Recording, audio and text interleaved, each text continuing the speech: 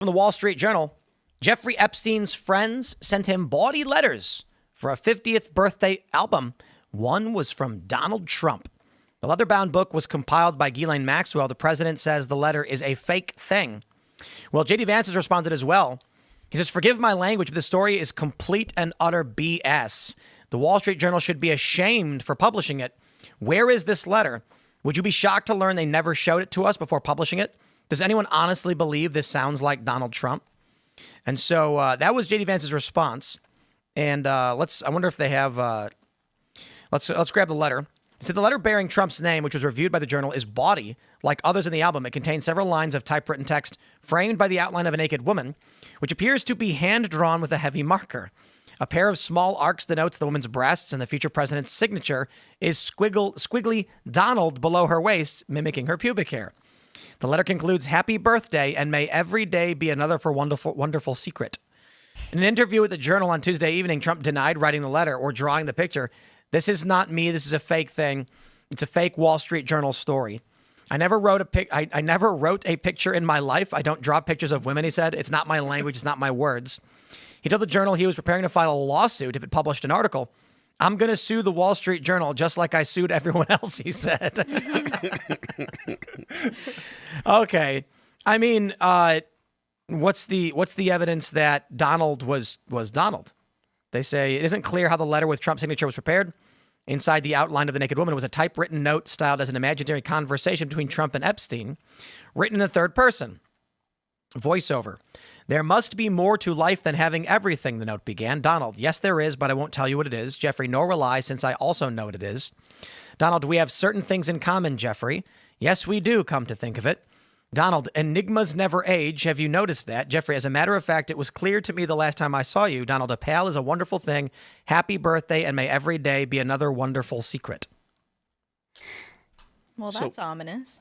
It just says it was signed Donald, though. Was it signed Donald Trump? Like, yeah, where's the signature? Can we do like handwriting analysis? Yeah, that's what I'm saying. We could tell if it's his. It said it was just Donald over his pubic hair, so that's not Trump's normal signature. No. There was a lot of people talking about this earlier this morning and last night. So that show that I two-way, which has Mark Halperin. It says bearing Trump's name. Yeah. Reviewed by the Journal. I saw the picture somewhere. I don't know where it is. I'm gonna keep trying to look for it, but you find it. Yeah, it's buried. You know. So yeah, like I was saying, on two-way, Mark Halperin and Sean Spicer and Dan Tureen, I think his name is. They were talking about this yesterday, and they were kind of alluding to this being a fairly big deal, or at least something that had the White House, the administration, kind of up in arms about. They were upset enough for Donald Trump to call the Wall Street Journal and actually speak to him about it. I feel like it's kind of a nothing burger. Sure, it's a little weird and creepy, but I think that the reason that Trump objected to this is because it's another more evidence of association with Epstein, and he is trying his best to distance himself from Epstein and everything. There's also allegations that Trump met Melania through Epstein. I saw that, yeah. And it's possible that the first time that Trump and Melania had sex, it was on Epstein's plane. So these are allegations that I've. These are allegations that I've heard. I'm only telling you the things that I've heard. So I don't know how valid they are. It doesn't look like Melania though. Like if you look at the pictures, it's this blonde woman that does not look like her at all. Okay, so I'm not sure. So you've seen the pictures though? I've seen the pictures, yeah, but I'm not 100%. There is a lot of fake news coming out about this stuff with AI generated photos and all that, so it's tough to say. Yeah, I mean, a lot of people have a serious interest in for either associating Trump with Epstein or doing whatever they can to smear Trump, obviously, because he's the president and it's politics and stuff. It says Trump's name, but are they just saying Donald? Like where unless they showed it to us, this is what's kind of weird about the story is I don't know who Donald is. Donald could be Trump. Is that what they're claiming? That's the argument, yeah. So anybody named Donald is Donald Trump? I mean, I don't know. Like I said, I haven't seen the picture, but his signature is. It says it's signed Donald. It doesn't say it's signed Donald Trump. It's always been fairly distinct. Yeah. It doesn't even seem like something that Trump would say. Sounds like weird fan fiction. Yeah. Yeah, it does. What is this? Alan Dershowitz Wait. Among those who submitted letters were Leslie Wexner and Alan Dershowitz. The album also contained a letter from now deceased Harvard economist, one of Epstein's report cards from Mark Twain Junior High School in Brooklyn, and a note from a former assistant that included an acrostic with Epstein's name, Jeffrey O. Jeffrey, everyone loves you, fun in the sun, fun just for fun. Remember, don't forget me soon, Epstein, you rock, you are the best. I don't know, is that relevant? That is kind of a weird story.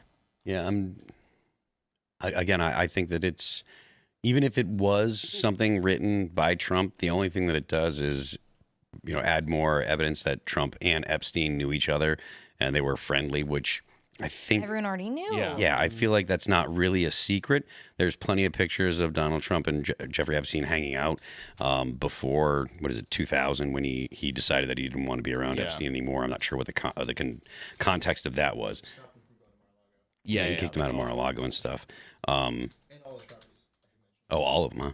Yeah, so I mean, I don't see how this is particularly inflammatory, other than Trump doesn't like it because it reminds people of Epstein when all the Epstein heat is on now. It's Even giving the him base, the inflammation. part of the base that's challenging Trump on this right now doesn't even believe that he's trying to hide incriminating information about himself in the Epstein files.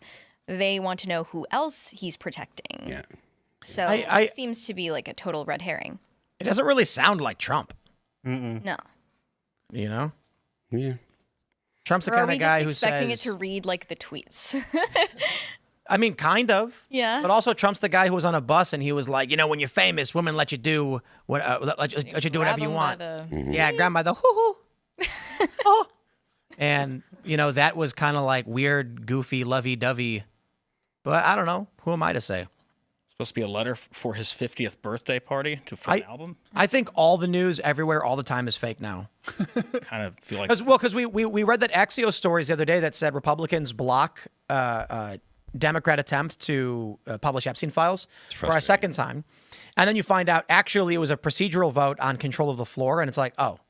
And then So they said, we want control of the floor, but we're going to publish Epstein. And you're like, nah, you can't get control of the floor. And Axios publishes that Republicans blocked the release of Epstein. And the reason that they didn't want to give up control of the floor is because of all the Doge cuts that were coming later in the day, which passed because, it took the vote of the vice president. But the NPR defunding, the PBS defunding, all these things that were, tenets of Donald Trump's his run, and things that Republicans have been trying to do for ages. They're like, oh yeah, we're not going to give up control so that way we can make sure these things pass. And then, the Democrats are just, oh, well, you're trying to hide the Epstein stuff. And it's very dishonest. But there's a lot of people that run, the left totally ran with it. And that's all you saw all day long is people were replying to Congress people. You didn't want to put the Epstein stuff out. You didn't want to put the Epstein stuff out. And it just is patently false. This is boring. Well, it's Did you say PBS got defunded? Yeah. so yeah. Yeah. Oh, Elmo lashing out just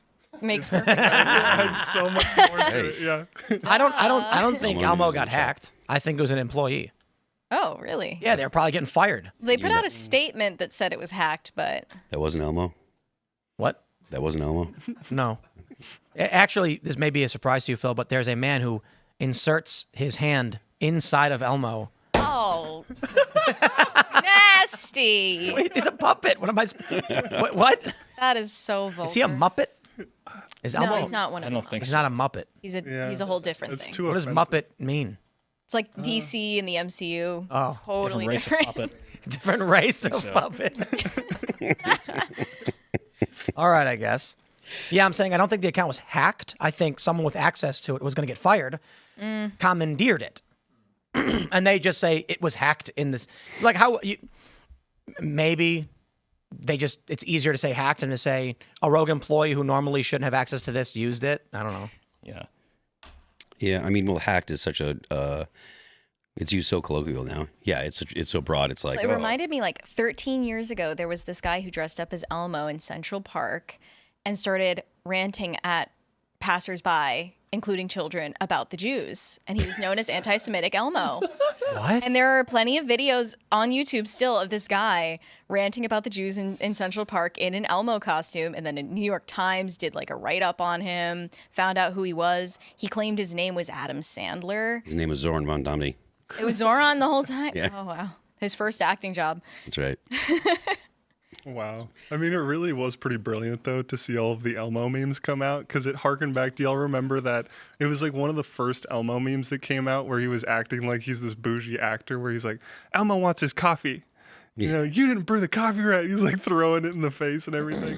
Like, that's what they built it off of, I think, as well. And it was just brilliant. You know? He's gotten desecrated more than like any other child mascot.